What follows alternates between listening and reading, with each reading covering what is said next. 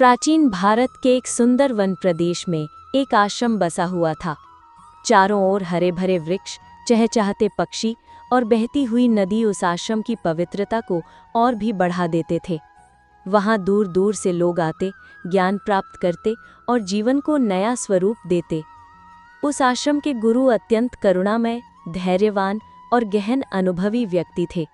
उनके चेहरे पर सदा एक शांत मुस्कान रहती और उनकी आंखों में ऐसी गहराई थी जिसमें देखने वाला स्वयं को भूल जाता था। गुरु का मानना था कि जीवन का वास्तविक उत्थान तभी संभव है जब इंसान अपने मन पर नियंत्रण करना सीख ले। मन पर नियंत्रण पाने के लिए मौन सबसे बड़ा साधन है। वे कहते थे, जब जिह्वा शांत होती है तब मन भी शांत होता है, और जब मन शांत होता है तब आत्मा का द्वार खुलता है। एक दिन संध्या काल का समय था। आकाश लालिमा से भर चुका था, सूरज ढल रहा था और पक्षी अपने अपने घोंसलों की ओर लौट रहे थे। उसी समय गुरु ने अपने शिष्यों को बुलाया। सभी शिष्य आश्चर्यचकित होकर एकत्र हुए। गुरु ने गंभीर स्वर में कहा, वत्सों, कल प्रातः काल स्नान करके सीधे मेरी कुटिया के सामने उपस्थित होना। आज की रात्रि तुम सब ध्यान में बिताओ और अपने मन को शांत करो। कल मैं तुम्हें जीवन का एक ऐसा रहस्य बताऊंगा जो तुम्हें अनेक परेशानियों से मुक्त कर देगा। शिष्य एक दूसरे को देखकर सोचने लगे कि गुरुजी ने हमें अचानक क्यों बुलाया। क्या हमने कोई गलती की है या कल कोई बड़ी शिक्षा मिलने वाली है? आखिर सभी ने निश्चय किया कि चिंता छोड़कर कल का इंतजार करना ही उचित है। रात हुई। आश्रम में चारों ओर मौन छा गया। चांद की रोशनी में वृक्ष झूम रहे थे और शिष्य अपने अपने आसन पर बैठकर ध्यान कर रहे थे। उनके मन में उत्सुकता थी कि कल गुरुजी कौन सा रहस्य बताएंगे। सुबह हुई। नदी का पानी चमक रहा था। शिष्य स्नान करके पवित्र और प्रसन्नचित हो गए। वे सभी गुरु की कुटिया के सामने जाकर बैठ गए। गुरु आए। उन्होंने सबको देखा और मुस्कुराते हुए कहा, वत्सों, आज मैं तुम्हें मौन के महत्व के बारे में बताऊंगा। जीवन में 10 ऐसे अवसर आते हैं जब मौन रहना ही श्रेष्ठ होता है। यदि तुमने इन 10 मौकों पर स्वयं को संभाल लिया तो समझो तुम्हारी आधी परेशानियां अपने आप समाप्त हो जाएंगी। बोलना तभी लाभकारी है जब उससे किसी का हित हो, लेकिन जहां शब्द नुकसान पहुंचाए वहां मौन सोने से भी कीमती है। सभी शिष्य गंभीरता से सुनने लगे। गुरु ने हाथ उठाया और कहा, अब ध्यान से सुनो। पहला अवसर। गुरु बोले, यदि तुम्हें किसी विषय का पूरा ज्ञान नहीं है तो उस पर बोलना मूर्खता है। दुनिया में बहुत से लोग ऐसे होते हैं जो हर जगह अपनी राय देना चाहते हैं, चाहे उन्हें सच मालूम हो या न हो। ऐसे लोग थोड़ी देर के लिए तो ध्यान खींच लेते हैं, पर अंततः उनकी हंसी उड़ाई जाती है और लोग उन पर विश्वास करना छोड़ देते हैं। शब्द एक बीज की तरह होते हैं। यदि तुम बिना सोच समझ के शब्द बोओगे तो उससे अविश्वास और उपहास की फसल उगेगी। लेकिन यदि तुम मौन रहोगे तो लोग सोचेंगे कि ये व्यक्ति गंभीर है और उसकी बातों में गहराई है। गुरु ने उदाहरण दिया। मान लो सभा में कोई जटिल प्रश्न पूछा गया। यदि तुम जानते नहीं हो तो मौन रहो, क्योंकि यदि तुम कुछ भी बोल दोगे और वो असत्य निकला तो तुम्हारी प्रतिष्ठा नष्ट हो जाएगी। याद रखो, मौन रहना कभी मूर्खता का संकेत नहीं है, बल्कि ये समझदारी और संयम का प्रतीक है। शिष्यों ने सिर झुकाकर इसे स्वीकार किया। दूसरा अवसर। गुरु ने आगे कहा, दूसरा अवसर तब आता है जब तुम्हारे शब्द किसी को चोट पहुंचा सकते हो। मनुष्य का हृदय बहुत नाजुक होता है। एक कठोर वचन तीर की भांति चुभ जाता है और वर्षों तक दर्द देता है। इसलिए यदि तुम्हें लगे कि तुम्हारी बात से किसी का मन टूट सकता है तो मौन रहना ही उचित है। महानता किसी को गिराने में नहीं है, बल्कि उसे सहारा देने में है। यदि तुम अपने से छोटे व्यक्ति का अपमान करते हो तो तुम बड़े नहीं बनते, बल्कि उसकी नज़रों में छोटे हो जाते हो। और समय बड़ा बलवान है। हो सकता है वही छोटा व्यक्ति कल तुमसे ऊंचे पद पर पहुंच जाए और वही व्यवहार तुम्हारे साथ करे। इसलिए वचन हमेशा मधुर और सम्मानजनक होना चाहिए। उन्होंने आगे कहा, जब भी बोलो आदर भाव से बोलो। चाहे माता पिता हो, भाई बहन, मित्र या कोई भी अपरिचित व्यक्ति, उन्हें सम्मान दो। तुम्हारी भाषा में शिष्टाचार होगा तो तुम्हारी छवि भी उज्जवल बनेगी। तीसरा अवसर। गुरु का स्वर गंभीर हो गया। तीसरा अवसर वो है जब कोई तुम पर क्रोध कर रहा हो। याद रखो, उस समय मौन तुम्हारी ढाल है। यदि सामने वाला क्रोध में है और तुम भी क्रोध से उत्तर दोगे तो आग में घी डालने जैसा होगा। लेकिन यदि तुम चुप रहो तो उसका क्रोध धीरे धीरे शांत हो जाएगा और अंत में वो स्वयं अपनी गलती स्वीकार करेगा। क्रोध एक ज्वाला है जो पहले क्रोध करने वाले को ही जलाती है। जैसे कोई सांप तलवार को लपेट ले और अंततः खुद कट जाए, वैसे ही क्रोधी व्यक्ति अपने ही शरीर और मन को क्षति पहुंचाता है। मौन रहकर या स्थान बदलकर तुम इस ज्वाला से स्वयं को बचा सकते हो। गुरु ने ध्यान की ओर संकेत करते हुए कहा, प्रतिदिन ध्यान करने से मन का क्रोध स्वतः कम हो जाता है। ध्यान ऐसा जल है जो भीतर की आग को बुझा देता है।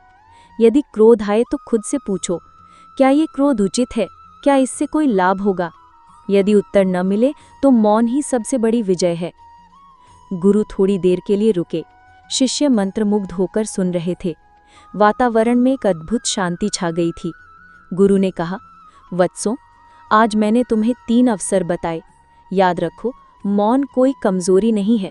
ये वो शक्ति है जो भीतर की ऊर्जा को बचाकर तुम्हें और मजबूत बनाती है। अगली बार मैं तुम्हें और अवसरों के बारे में बताऊंगा। सभी शिष्य गुरु के चरणों में झुक गए। उनके मन में एक नई रोशनी जल उठी थी। वे सोच रहे थे, सचमुच मौन का अभ्यास ही तो जीवन का सबसे बड़ा साधन है। सुबह का समय था। गुरु ने अपने शिष्यों को फिर कुटिया के सामने बुलाया। चारों ओर ओस से भीगी घास चमक रही थी। पक्षियों का मधुर कलरव वातावरण को और भी पवित्र बना रहा था। सभी शिष्य मौन भाव से बैठ गए। गुरु ने गंभीर दृष्टि से सबको देखा और कहा, वत्सों, कल मैंने तुम्हें 3 अवसर बताए थे जब मौन रहना श्रेष्ठ होता है। आज मैं तुम्हें अगले 4 अवसर बताऊंगा। ये अवसर यदि तुमने पहचान लिए तो जीवन में अनावश्यक विवाद और तनाव से मुक्त रहोगे। चौथा अवसर, गुरु ने कहा, मान लो किसी गांव में 2 लोग आपस में झगड़ रहे हैं। यदि उस विवाद से तुम्हारा कोई लेना देना नहीं है तो उसमें बोलना या हस्तक्षेप करना केवल मूर्खता है। दूसरों के विवाद में बिना बुलाए टांग अड़ाना वैसा ही है जैसे किसी आग में घी डालना। यदि सामने वाला स्वयं तुम्हें बुलाता है और कहता है कि आओ हमारा विवाद सुलझाओ, तभी तुम्हारा हस्तक्षेप सार्थक होगा। पर यदि तुम बिना बुलाए कुछ कहोगे तो दोनों पक्ष तुम्हें ही दोषी मान सकते हैं, और जब विवाद बढ़ेगा तो तुम्हारी प्रतिष्ठा पर भी प्रश्न चिन्ह लग जाएगा। उन्होंने उदाहरण दिया, मान लो 2 मित्र आपस में किसी बात पर बहस कर रहे हैं। यदि तुम तुरंत बीच में बोलकर किसी का पक्ष लेने लगो तो दूसरा मित्र सोच सकता है कि तुम पक्षपात कर रहे हो। इससे तुम्हारी छवि बिगड़ जाएगी। लेकिन यदि तुम मौन रहो और केवल तब बोलो जब दोनों तुम्हें सुनने के लिए तैयार हो तो तुम्हारी वाणी मूल्यवान बन जाएगी। गुरु ने समझाया, इसलिए जहाँ तुम्हारा कोई संबंध नहीं है वहाँ मौन रहना ही श्रेष्ठ है। याद रखो, हर विवाद में बोलना जरूरी नहीं होता। कभी कभी मौन ही सबसे बड़ी मध्यस्थता है। 5वां अवसर, गुरु ने कहा, मित्रता एक ऐसा संबंध है जो विश्वास और सम्मान पर आधारित होता है। यदि तुम्हारे शब्द किसी मित्र की प्रतिष्ठा को ठेस पहुंचाते हैं तो वो मित्रता हमेशा के लिए टूट सकती है। इसलिए जब तुम्हें लगे कि तुम्हारे शब्द किसी प्रियजन को आहत कर सकते हैं तो मौन रहना ही उचित है। बहुत से लोग मजाक के नाम पर तीखे शब्द बोल देते हैं। वे सोचते हैं कि इससे हंसी ठिठोली होगी, परंतु कभी कभी वही मजाक गहरे घाव छोड़ देता है। शब्दों से निकली चोट तलवार से गहरी होती है, क्योंकि तलवार का घाव तो समय के साथ भर जाता है, पर शब्दों का घाव अक्सर जीवन भर चुभता रहता है। उन्होंने एक घटना सुनाई। एक गांव में 2 गहरे मित्र रहते थे। एक दिन उनमें से एक ने मजाक में दूसरे की गरीबी पर कटाक्ष कर दिया। सामने वाला हंस तो पड़ा, पर भीतर से उसका मन टूट गया। धीरे धीरे वो दूरी बनाने लगा और अंततः वर्षों पुरानी मित्रता टूट गई। देखो, केवल एक वचन ने कितना बड़ा नुकसान कर दिया।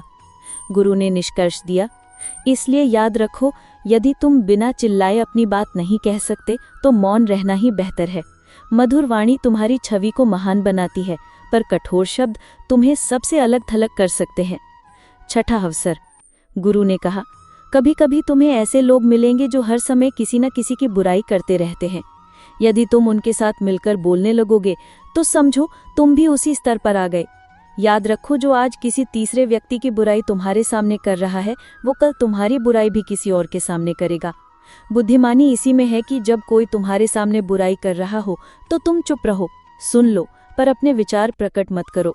इससे सामने वाला भी समझेगा कि तुम गंभीर व्यक्ति हो और अनावश्यक बातें नहीं करते। उन्होंने नीति शास्त्र का उदाहरण दिया।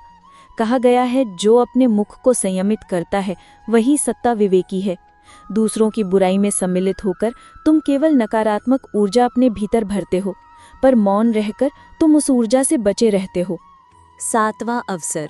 गुरु ने आगे कहा, मनुष्य चाहता है कि उसकी भावनाएं दूसरों तक पहुंचे, परंतु हर कोई तुम्हारी भावनाओं को समझे ये संभव नहीं है। यदि तुम्हें लगे कि सामने वाला तुम्हारी बात सुन नहीं रहा है या सुनकर भी समझ नहीं रहा है, तो वहां बार बार समझाने से केवल तुम्हारा समय और ऊर्जा नष्ट होगी। ऐसे अवसर पर मौन रहना ही श्रेष्ठ है, क्योंकि यदि तुम बार बार अपनी व्यथा कहोगे और सामने वाला उसका उपहास करेगा तो तुम्हें और पीड़ा होगी। बेहतर है कि तुम अपने मन का रहस्य केवल उसी को बताओ जो तुम्हें सचमुच समझता हो। गुरु ने उदाहरण दिया, एक शिष्य अपने मित्र को बार बार अपनी कठिनाइयां सुनाता था, पर मित्र उसे हल्के में लेता और हंसी में उड़ा देता। अंततः शिष्य ने मौन साध लिया और केवल गुरु से अपनी व्यथा साझा की। परिणाम ये हुआ कि गुरु ने उसे सही दिशा दिखाई और उसकी समस्या हल हो गई।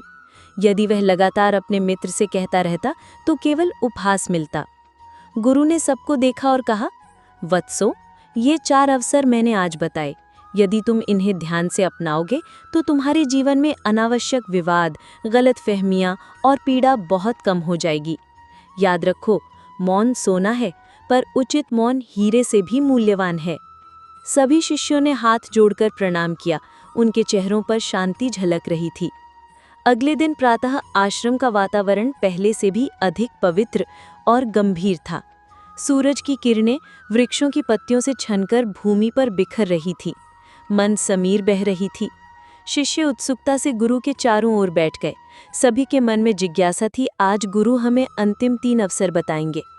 गुरु ने आंखें मूंदकर कुछ देर मौन साधा, फिर कहा, वत्सो, कल मैंने 7 अवसरों की चर्चा की थी। आज मैं तुम्हें शेष 3 अवसर बताऊंगा। जब ये 3 बातें भी समझ लोगे तो तुम्हारा मौन ही तुम्हें महान बना देगा। 8वां अवसर। गुरु ने कहा, कभी ऐसा होता है कि कोई व्यक्ति तुम्हारे पास आता है और अपने दुख की कथा सुनाता है। उस समय उसे समाधान की अपेक्षा नहीं होती, बल्कि केवल ये चाहता है कि कोई उसकी पीड़ा को सुने। यदि तुम बीच में बोलकर उपदेश देने लगोगे तो उसे लगेगा कि तुम उसकी बात को गंभीरता से नहीं ले रहे हो। उस क्षण सबसे बड़ा उपकार ये है कि तुम मौन रहकर उसकी बात ध्यान से सुनो। कभी कभी केवल सुन लेने से ही दुख आधा हो जाता है, मन का बोझ हल्का हो जाता है। इसलिए जब कोई अपना दुख प्रकट करे तो बीच में ना टोको, ना तुरंत सलाह दो। बस मौन होकर उसकी पीड़ा को आत्मसात करो। उन्होंने उदाहरण दिया, एक विधवा स्त्री गांव में अकेली रह गई थी। एक दिन वह आश्रम में आई और रोते रोते अपनी व्यथा गुरु को सुनाने लगी। गुरु ने एक शब्द भी नहीं कहा, केवल मौन होकर उसकी बातें सुनते रहे। अंत में स्त्री ने कहा, गुरुदेव, आपके मौन ने ही मेरा दुख आधा कर दिया। यही है मौन की शक्ति। 9वां अवसर। गुरु का स्वर गंभीर हो गया। कभी तुम्हें ऐसे लोग मिलेंगे जो दुष्ट प्रवृत्ति के होंगे। उनकी जुबान गंदी होगी, वे अपशब्द बोलेंगे, अपमान करेंगे, गाली देंगे। यदि तुम ऐसे समय में प्रतिक्रिया दोगे तो तुम भी उसी स्तर पर उतर आओगे। याद रखो, ऐसे लोगों को उस समय समझाना असंभव है, क्योंकि उनका मन उस समय विष से भरा होता है। जैसे विषैले सांप को दूध पिलाने से वह और भी जहरीला हो जाता है, वैसे ही क्रोध से भरे व्यक्ति को समझाने से वह और उग्र हो जाएगा। इसलिए ऐसे समय में मौन रहकर वहां से हट जाना ही बुद्धिमानी है। जब उनका क्रोध शांत हो जाएगा तभी वे तुम्हारी बात सुनने योग्य होंगे। उन्होंने एक कथा सुनाई। एक साधु गांव में प्रवचन दे रहे थे। तभी कुछ लोग आकर उनका मजाक उड़ाने लगे, गालियां देने लगे। साधु मौन रहे। शिष्य ने पूछा, गुरुदेव, आप चुप क्यों हैं? साधु ने कहा, यदि कोई उपहार तुम्हें दे और तुम उसे स्वीकार न करो तो वह उपहार किसके पास रह जाता है? शिष्य बोला, देने वाले के पास। साधु मुस्कुराए। इसी प्रकार ये अपशब्द भी उन्हीं के पास लौट जाएंगे, मुझे उन्हें लेने की आवश्यकता नहीं। गुरु ने अंत में कहा, 10वां अवसर सबसे सूक्ष्म है। जब मनुष्य सफलता प्राप्त करता है तो उसका अहंकार जाग उठता है वह चाहता है कि सबको बताए, सब उसकी प्रशंसा करें। लेकिन याद रखो, यदि तुम बार बार अपनी सफलता का बखान करोगे तो बहुत से लोग तुमसे ईर्ष्या करेंगे। उनकी नकारात्मक ऊर्जा तुम्हें प्रभावित करेगी। सच्ची सफलता वह है जो तुम्हारे आचरण और कर्म से स्वयं दिखाई दे, ना कि शब्दों से। तुम्हारे कार्य ही तुम्हारे लिए बोले। इसलिए सफलता का ढिंढोरा पीटने से बचो, मौन रहो और तुम्हारे परिणाम स्वयं सबको बता देंगे कि तुम कितने महान हो। उन्होंने उदाहरण दिया, एक किसान हर साल अपनी फसल गांव के मेले में ले जाता था। उसकी फसल सबसे उत्तम होती, पर वह कभी स्वयं इसकी प्रशंसा नहीं करता। लोग स्वयं देखकर उसकी सराहना करते। दूसरी ओर एक व्यापारी हर जगह अपनी सफलता का बखान करता। धीरे धीरे लोग उससे दूर हो गए और जब कभी उसे कठिनाई आई तो कोई उसके साथ खड़ा ना हुआ। देखो, यही अंतर है मौन और बड़बोलेपन में। गुरु ने शिष्यों की ओर देखा और कहा, वत्सों, ये 10 अवसर मैंने बताए। यदि तुम इन पर अमल करोगे तो जीवन में अनावश्यक विवाद, अपमान और दुख से बच जाओगे। मौन कमजोरी नहीं है, यह सबसे बड़ी शक्ति है। जैसे तीर चलाने से पहले धनुर्धर मौन होता है, वैसे ही मौन तुम्हारी आंतरिक शक्ति को संचित करता है। याद रखो, बिना तथ्य के मत बोलो, किसी को आहत करने वाले शब्द मत बोलो, क्रोध में मौन रहो। जहां तुम्हारा संबंध ना हो वहां मत बोलो। मित्र या परिवार की प्रतिष्ठा को बचाओ। दूसरों की बुराई में सहभागी मत बनो। जहां भावनाएं ना समझी जाएं वहां मौन रहो। दुख सुनो, बीच में मत टोको। दुष्टों के अपशब्दों पर मौन रहो और अपनी सफलता का ढिंढोरा मत पीटो। यदि तुम इन 10 मौकों पर मौन रहना सीख गए तो तुम्हारा व्यक्तित्व सूर्य की ताई चमकेगा। लोग तुम्हें आदर देंगे और तुम्हारा मन भीतर से शांत होगा। गुरु ने मौन साध लिया। सभी शिष्य उनके चरणों में झुक गए। उनके हृदय में ऐसा लग रहा था मानो किसी ने अनमोल खजाना उनके हाथों में रख दिया हो। उस दिन से आश्रम के शिष्य केवल वाणी ही नहीं बल्कि मन और विचारों में भी संयम रखने लगे और सचमुच उनके जीवन में अद्भुत परिवर्तन आने लगा। दोस्तों, यदि आप ही इन 10 अवसरों पर मौन रहना सीख जाएं तो आपका जीवन बदल जाएगा। मौन आपके भीतर की ऊर्जा को बचाता है, आपके रिश्तों को मजबूत करता है और आपको सच्चा सम्मान दिलाता है। इसलिए आज से ही इसका अभ्यास शुरू करें। अगर आपको ये कहानी प्रेरणादायक लगी हो तो इसे लाइक करें, अपने दोस्तों और परिवार के साथ शेयर करें और ऐसी ही जीवन बदलने वाली कहानियों के लिए चैनल को सब्सक्राइब करना न भूलें।